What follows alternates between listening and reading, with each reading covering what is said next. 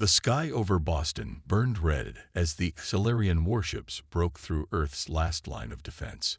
Sirens wailed across the city. People ran through the streets in panic. It was the same in every major city across the globe.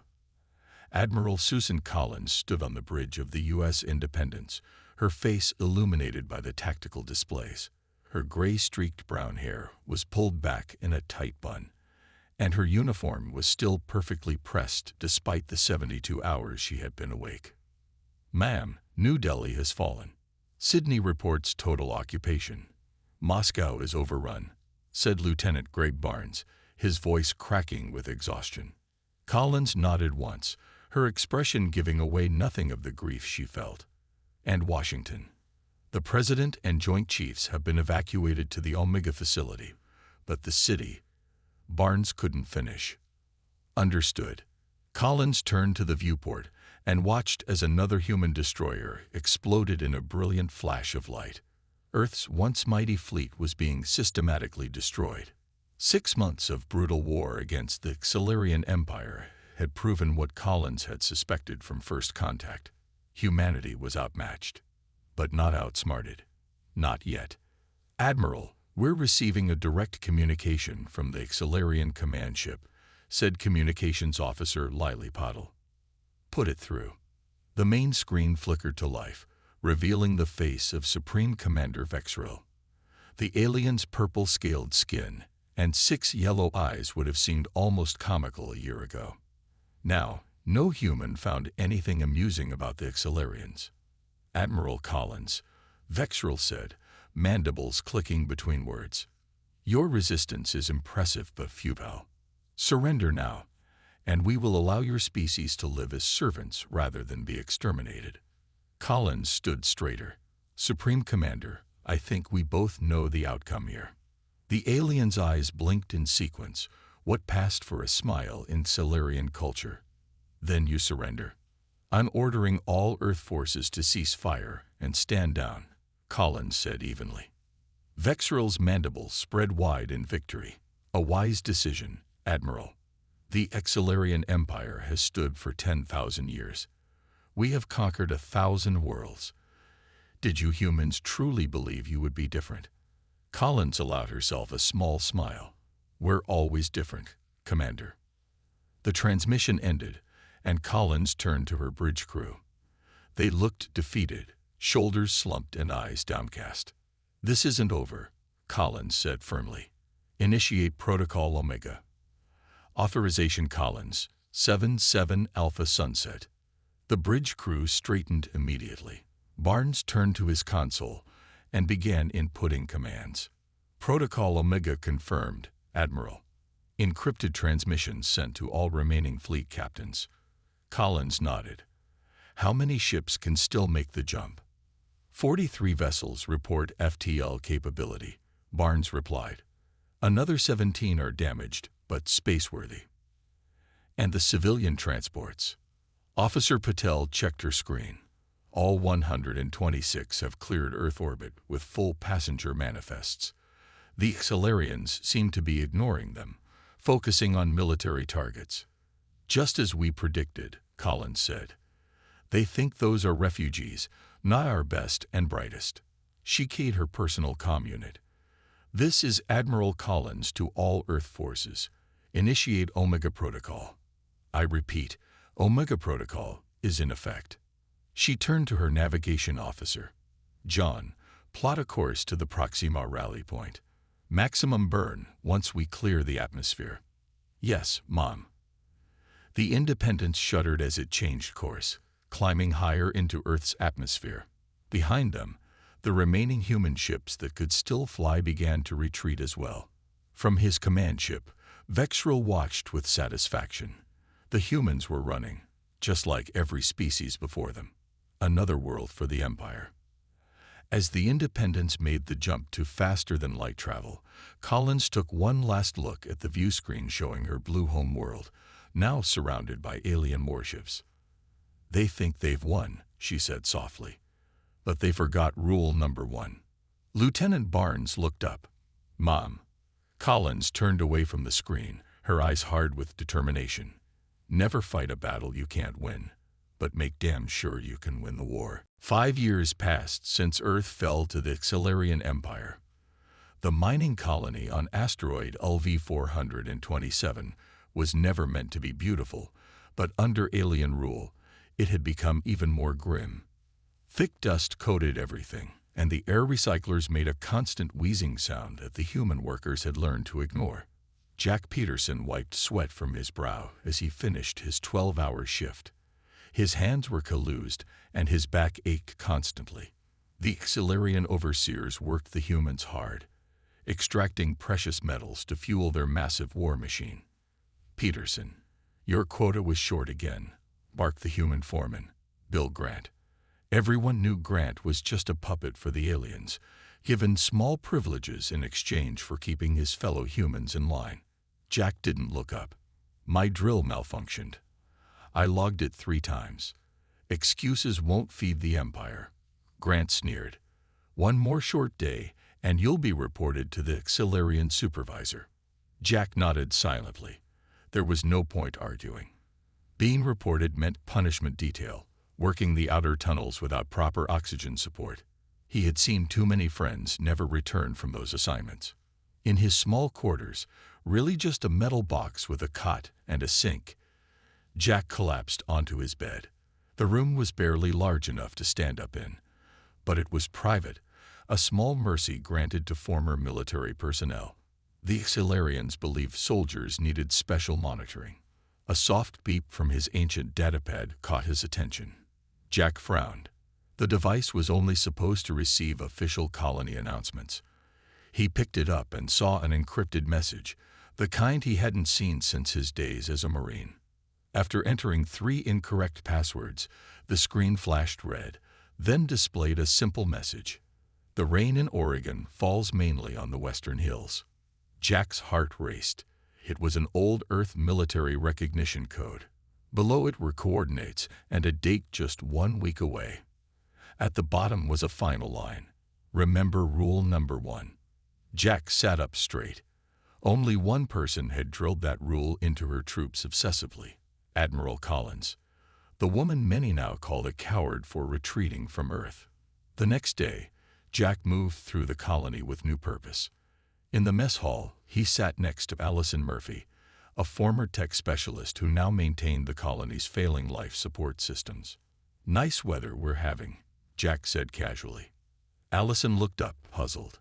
The colony had no weather, but then understanding flickered in her eyes. "I hear Oregon's nice this time of year," she replied carefully. Jack nodded slightly. She had received the message too. Over the next 3 days, they identified 5 others who had gotten the same coded communication. All former military, all carefully chosen. "We need transportation," whispered Sam Rivera, an ex-pilot, during their secret meeting in the colony's waste processing room, the one place without surveillance. "And a way past the orbital checkpoint," added Kate Lewis, once a tactical officer in Earth's Navy. Allison smiled for the first time in years. "I can loot the colony's departure log. Make a supply ship appear to have left days ago, when it actually leaves tomorrow. I can fly anything with an engine," Sam said confidently. Jack looked at each of them. This could be a trap or a suicide mission. "Does it matter?" Kate asked. "What's waiting for us here except slow death?" No one disagreed. The next night, they made their move. Allison froze the security systems for 3 crucial minutes while the group slipped onto the automated supply vessel. Sam quickly overrode the navigation controls while Jack and the others secured the minimal supplies they could gather without raising suspicion. As the small ship detached from the colony and accelerated away from the asteroid, Jack looked at the coordinates on his datapad. They pointed to the Kuiper Belt, a region of space far from any established colony or Xilarian outpost. "What do you think we'll find?" Allison asked quietly. Jack stared out at the stars. "Either our deaths or the beginning of something the Xilarians won't see coming." The ship's engines hummed as they made the first jump away from the only home they had known for 5 years, toward a rendezvous with hope. The stolen supply ship drifted silently through the darkness of the Kuiper Belt. After 2 weeks of tense travel, avoiding Solarian patrols, and surviving on minimal rations, Jack and his crew finally reached the coordinates from the mysterious message. "There's nothing here," Sam said, checking the navigation console again. "Just ice and rocks."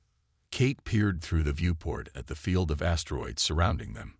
Maybe the coordinates were wrong. Or a trap. Jack shook his head. Admiral Collins wouldn't make that kind of mistake. Allison, who had been scanning the area, suddenly straightened.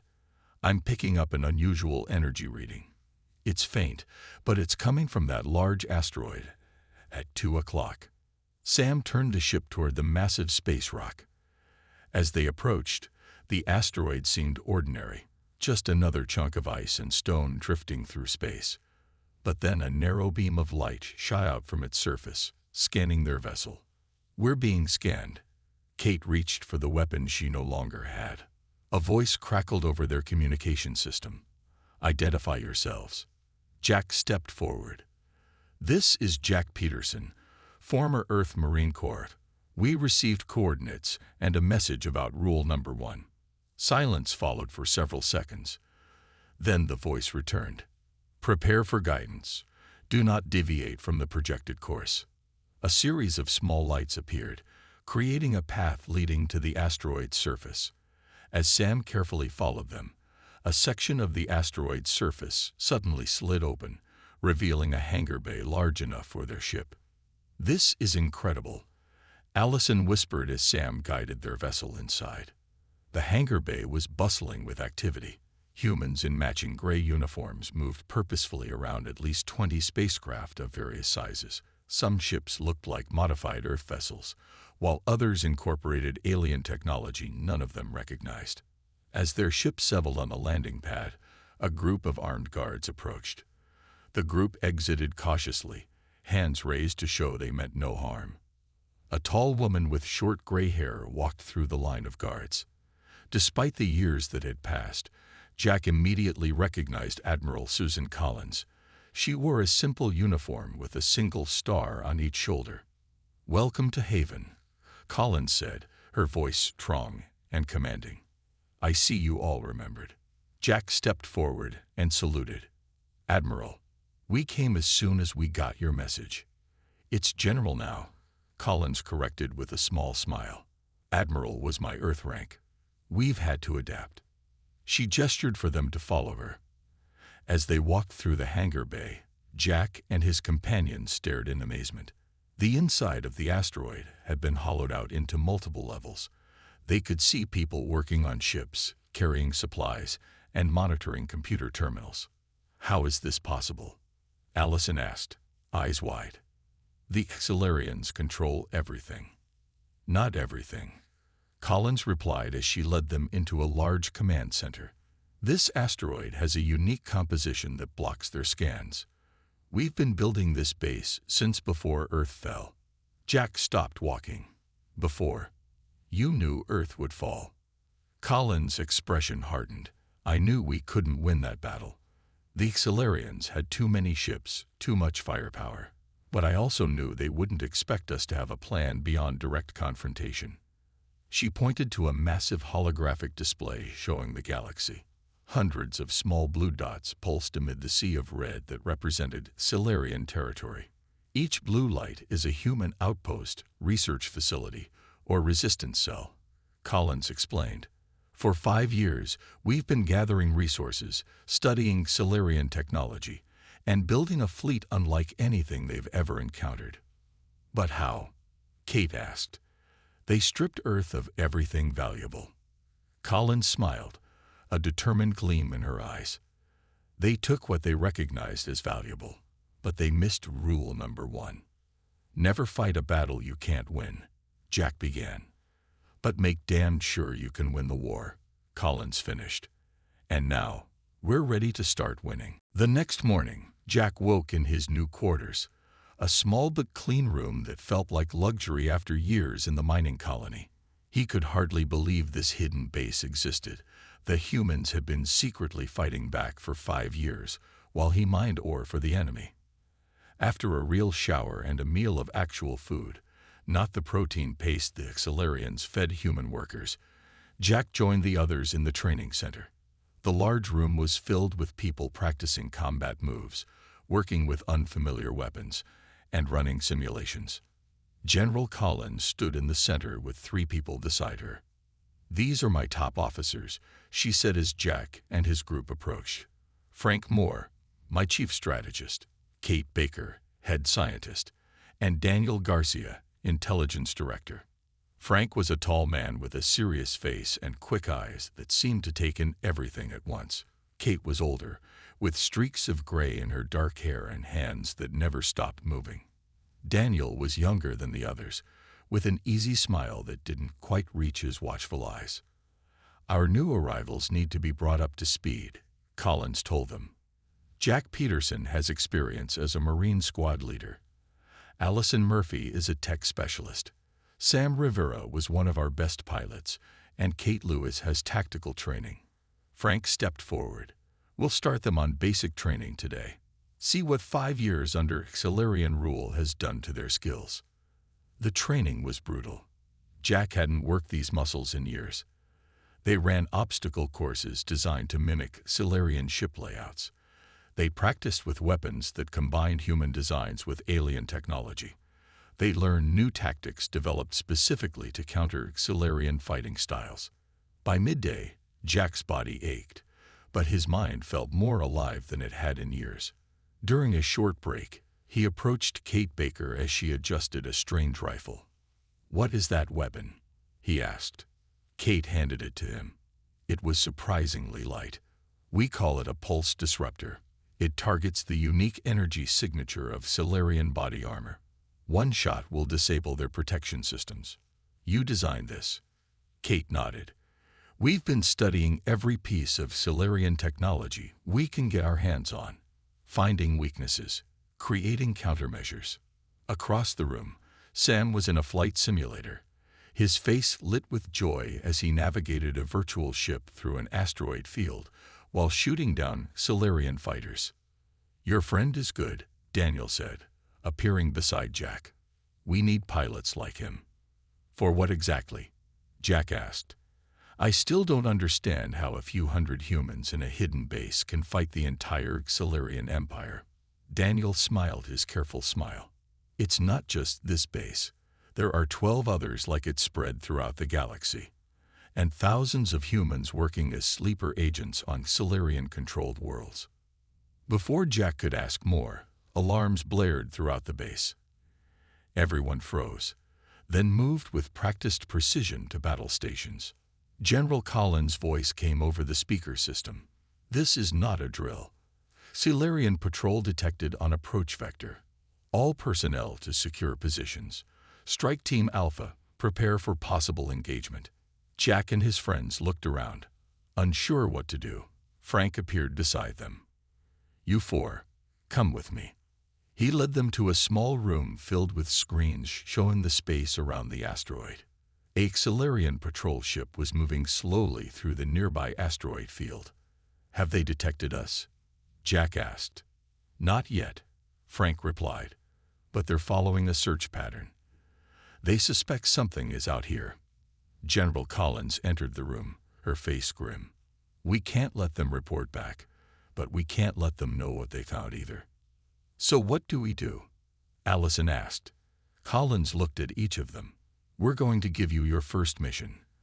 We need to capture that ship intact, secure any intelligence it might have, and make it disappear without the Xilarians realizing what happened."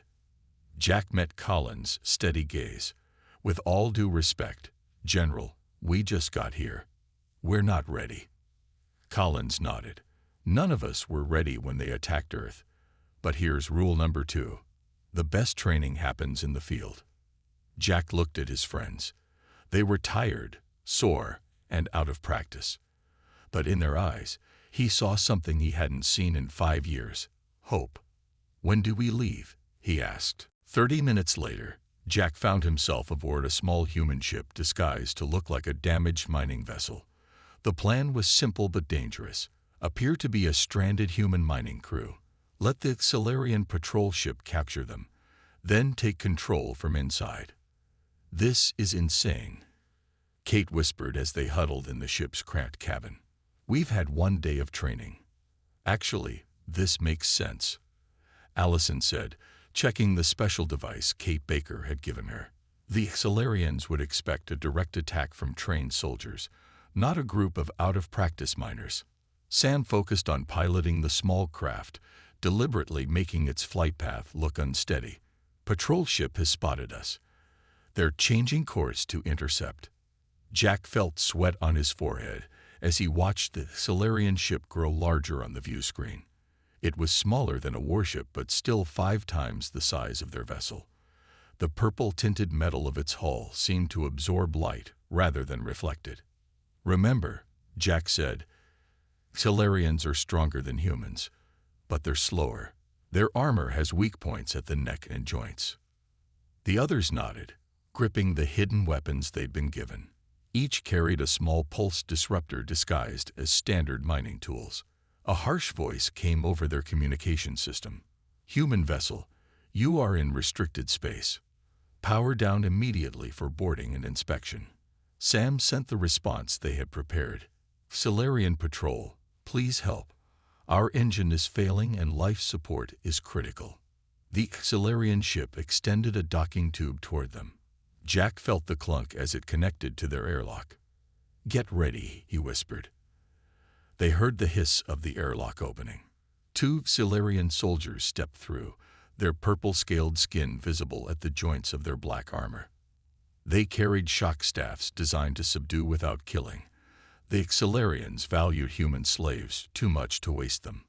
"Identify yourselves," the first Xilarian demanded, mandibles clicking beneath its breathing mask. Jack stepped forward, hands raised, acting terrified. "Please, we're just miners. Our ship broke down." The Xilarian moved closer, head tilting in the way that showed suspicion. "No mining operations are authorized in this sector." "We were blown off course," Sam added, also standing with his hands up. "Please, our life support is failing." As the Xilarians looked at each other, Jack gave the signal. In one smooth motion, all 4 humans pulled their disguised weapons. Before the aliens could react, blue energy pulses hit their armor, causing it to lock up completely. The Xilarians fell to the floor, unable to move but still conscious. "It worked," Allison said, amazed. Jack didn't waste time celebrating. "Move. There will be more on their ship." They rushed through the docking tube into the Xilarian vessel. The layout matched the simulations they had studied that morning. 3 more Xilarians waited inside, but the element of surprise gave the humans the advantage. Within minutes, all Xilarian crew members were immobilized. Allison went straight to the ship's communication system. "I need to work fast before they miss their check-in." While she worked, Jack and Kate secured the Xilarian crew. Sam familiarized himself with the ship's controls. "I've accessed their systems," Allison called. "I'm sending an all-clear signal using their protocols." Jack joined her at the console. "What else can you find? Any information about other patrols? Why they're searching this area?" Allison's fingers flew across the alien interface. They received orders to investigate unusual energy readings. "But there's something else. Look at this." She pointed to a section of data.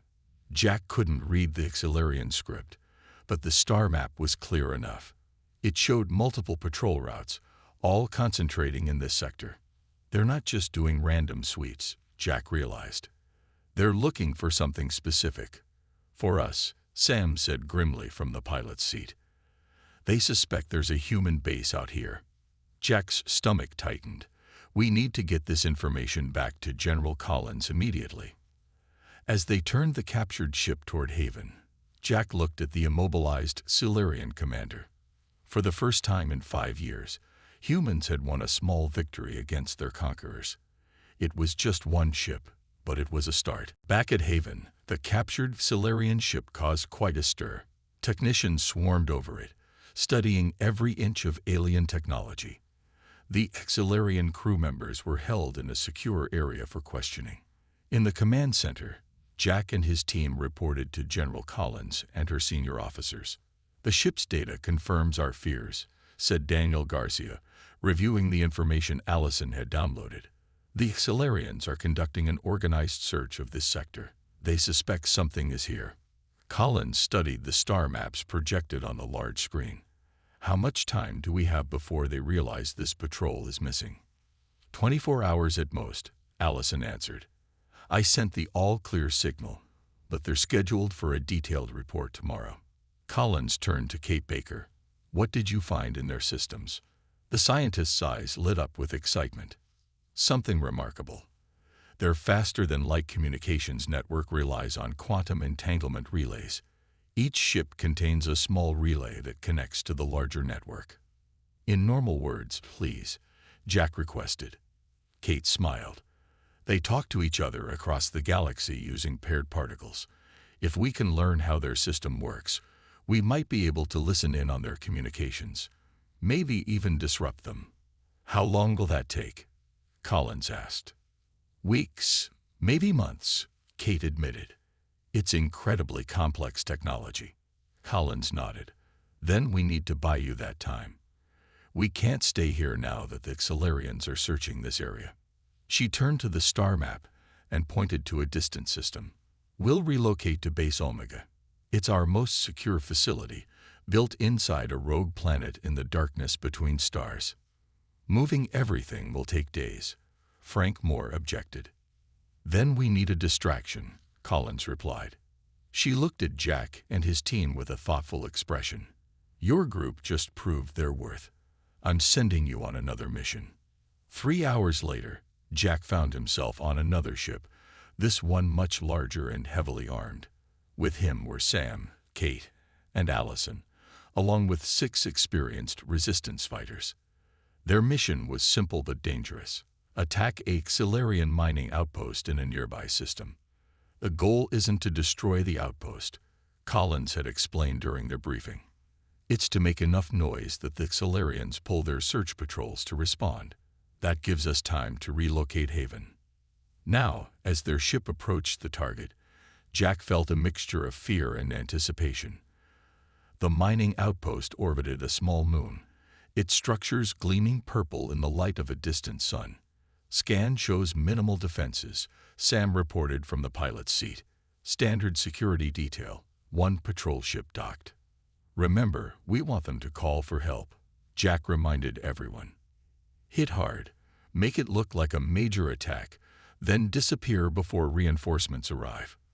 The human ship swooped toward the outpost, weapons firing.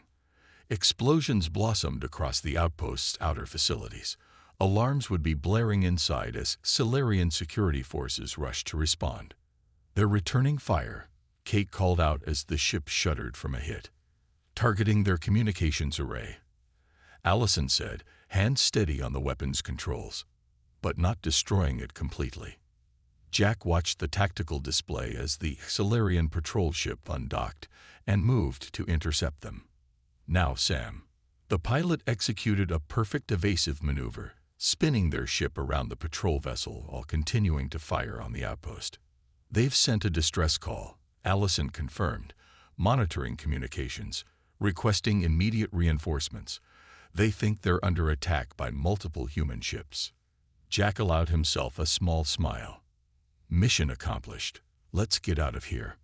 As their ship accelerated away from the outpost, Jack watched the tactical display. Already, multiple Solarian signals were changing course, moving to respond to the distress call. The search pattern around Haven was breaking apart as patrols rushed to defend against a phantom human fleet. "Do you think they bought it?" Kate asked. Jack nodded. "They still underestimate us. They think we're just raiders hitting targets of opportunity. They don't realize we're fighting a much bigger war." As they jumped to light speed, Jack thought about the captured relay in Kate Baker's lab. If she could unlock its secrets, humanity might gain its first real advantage in this war. 3 months passed quickly at Base Omega. The rogue planet drifted in the darkness between stars, hidden from Solarian patrol routes. Deep inside the planet, the human resistance worked tirelessly to prepare for their next move. Jack had been promoted to squad leader, commanding 20 fighters who specialized in hit-and-run attacks. His team had carried out 7 successful missions against Solarian outposts, each one carefully designed to look like separate resistance cells rather than a coordinated effort. Today, Jack stood in the main lab watching Kate Baker work on the quantum relay they had captured. Dark circles under her eyes showed she had been working for days without much rest. "Any progress?" Jack asked. Kate looked up and smiled tiredly. "Actually, yes. I think we've cracked it." She pointed to a holographic display, showing a complex network of connections. "This is the Solarian Communication Network. Every ship, base, and colony is connected through these quantum relays, and you can tap into it." "Better than that," Kate said, her eyes bright with excitement despite her exhaustion. "We can disrupt it. If we hit enough relay stations simultaneously, we can blind their entire command structure for hours, maybe days." Jack whistled softly. "That would change everything." A voice came from behind them. "It certainly would." They turned to see General Collins entering the lab. The past months had added more gray to her hair, but her eyes remained sharp and determined. "General," they both said, straightening. "At ease," Collins said. "I want to see this breakthrough." Kate explained the details again. The Solarian Communication Network relied on synchronized quantum relays. If enough key relays were disabled at exactly the same time, the system would fail catastrophically. "How many relays would we need to hit?" Collins asked. 7, Kate replied, all at the same moment. Collins studied the holographic map. "And if we succeed, their ships won't be able to communicate with each other or their command centers. Their fleet will be in chaos." Collins nodded slowly. "This could be what we've been waiting for." She turned to Jack. "Gather your team. We need to plan our biggest operation yet." An hour later, the command center was filled with the Resistance's top officers and squad leaders. Jack sat with Allison, Sam, and Kate, now all leaders in their own right after months of successful missions. Collins stood before the assembled group. "What I'm about to share is classified at the highest level," she began. "Thanks to Dr. Baker's work, we now have a way to cripple the Solarian command structure." She explained the plan. 7 teams would strike 7 key relay stations simultaneously. Without their communication network, the Solarian forces would be unable to coordinate their defense. "Once their network is down," Collins continued, "our main fleet will launch a direct assault on Earth." A murmur ran through the room. No one had dared to think about retaking Earth in years. "We've spent 5 years building our forces, studying their weaknesses, and preparing for this moment," Collins said. "The Solarians think they crushed us. They think humans are just another conquered species. They're wrong." She pointed to a holographic image of Earth, surrounded by Solarian ships. "The enemy has grown complacent. They've consolidated their forces, focusing on controlling major systems rather than maintaining strong defenses everywhere." "When do we launch?" Jack asked. "In 48 hours, Collins answered. "Our agents on occupied worlds are already in position." As the meeting ended, Jack found Collins looking at a faded photograph of Earth. He realized he hadn't seen his home planet in 5 years. "Do you think we can really do this?" he asked quietly. Collins tucked the photo away. "The Solarians conquered 1,000 worlds because each species fought alone, using conventional tactics. But humans are different. We never stay beaten." She looked at Jack with fierce determination. "The Solarians think they won 5 years ago, but they forgot rule number 1. Jack's team approached the Solarian relay station near Jupiter with extreme caution. Their ship was cloaked with technology reverse-engineered from captured Solarian vessels. 6 other teams were doing the same at relay stations across the galaxy. Everything had to happen at exactly the same moment. 5 minutes to synchronized attack," Allison said, checking the countdown timer. She had been chosen to lead the technical side of their mission. Sam piloted the ship with steady hands. "Defense grid still hasn't detected us." Kate checked her equipment one last time. Disruptors ready. One shot to each power core should disable the relays without destroying them completely. Jack looked at his team. Over the past months, they had become more than comrades. They were family. Remember, we need to hold the station for 15 minutes after disabling the relay. That gives our main fleet time to jump into Earth orbit. Approaching insertion point, Sam announced. 2 minutes. Jack took a deep breath. Years of planning, training, and waiting had led to this moment. If they succeeded, humans would take back their home world. If they failed, the resistance might never recover. 1 minute, Allison said. Their ship glided silently toward the massive relay station. The purple structure floated in space, its curved arms collecting and transmitting signals across the vast distances of the galaxy.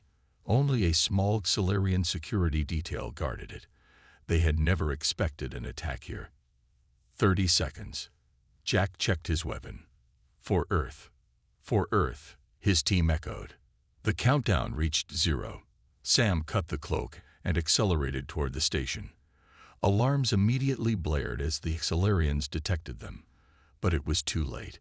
Kate fired the disruptors at the station's power core. Blue energy pulses hit their target perfectly. The relay's lights flickered and died. Direct hit, Kate shouted. Relay is down. Docking now, Sam said, guiding their ship to the station's airlock. Prepare to board. The team moved with practiced efficiency, securing the station and neutralizing the surprised Solarian guards. Across the galaxy, 6 other teams were doing the same thing at the same moment. Allison worked quickly at the station's main console. Confirmation coming in. All 7 relays are down. The network is collapsing. Jack allowed himself a brief smile before focusing on their next task. 15 minutes. Hold position. Suddenly, a message came through on their secure channel. It was General Collins' voice. All teams, Operation Blackout successful. Main fleet jumping to Earth now. Hold your positions. Jack moved to a viewport and looked toward where Earth would be, though it was too distant to see. He imagined the human fleet, hidden for 5 years, now appearing in orbit around their home planet, catching the Solarian occupation forces completely by surprise. The minutes ticked by slowly. The team repelled 2 attempts by Solarian security to retake the station. Finally, after what seemed like an eternity, their comms crackled again. All teams, came Collins' voice, tight with emotion. Earth orbit secured. Solarian command ship captured. Repeat, Earth orbit secured. Cheers erupted from Jack's team. Allison had tears streaming down her face. Sam pumped his fist in the air. Kate simply closed her eyes, as if not quite believing it was real. Return to your extraction points, Collins continued. Mission accomplished. As they made their way back to their ship, Jack received a private message from Collins. Jack, we captured Supreme Commander Vexril. He asked how humans could possibly have defeated the mighty Solarian Empire. I told him they forgot rule number 1. He didn't understand. Jack could almost hear the smile in Collins' voice as she continued. I explained that humans never fight fair. We wait, we watch, we learn, and when the time is right, we strike where it hurts most. 3 days later, Jack stood on the bridge of the Resistance flagship as it entered Earth's atmosphere. Below, he could see the blue oceans and green continents of home. Solarian ships were either destroyed or surrendering. Human resistance fighters were emerging from hiding all over the planet, joining the fight to reclaim their world. We did it, Sam said quietly beside him. Jack nodded, watching as General Collins prepared to address all of humanity for the first time in 5 years. This is just the beginning. We won't stop until every human on every world is free. Collins stepped up to the communications panel. Her face would be broadcast to every human settlement across the galaxy. She looked tired but triumphant as she spoke. People of Earth, this is General Susan Collins. The liberation has begun.